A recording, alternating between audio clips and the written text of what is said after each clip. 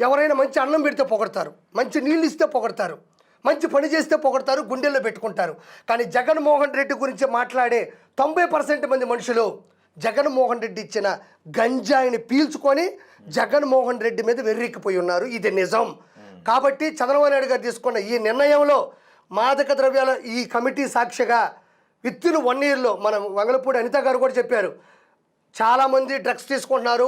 Already ఎవరైతే జగన్మోహన్ రెడ్డి సాక్షిగా bail తీసుకొని బయటకు వచ్చారో వాళ్ళకి రీకాల్ వస్తుంది, మళ్ళీ వాళ్ళని తీసుకొని వస్తారు, మళ్ళీ అరెస్ట్ చేస్తారు, వాళ్ళ మీద మళ్ళీ కేసు ఓపెన్ చేస్తారు. ఎందుకంటే వాళ్ళు మళ్ళీ విచ్చలవిడిగా గంజాయి అమ్మే పరిస్థితులు ఈరోజు మన ఆంధ్రప్రదేశ్ రాష్ట్ర భూమి మీద ఉంది. కాబట్టి ఈ మహానుభావుడు ఇప్పుడు సార్ మనం నమ్మొచ్చు. ఎందుకంటే తిరుమల మీద జరుగుతున్న అరాచకాలను కూడా, తిరుమల మీద జరుగుతున్న అన్యాయాలను కూడా, ఆ పవిత్రతను విశిష్టతను కాపాడడానికి తొలి అడుగు ప్రమాణ స్వీకారం రోజే వేసి ఈరోజు బ్రహ్మాండంగా భక్తులకు బ్రహ్మనాథం పడుతున్న ఈయన సాక్షిగా మన డ్రగ్స్ విషయంలో కూడా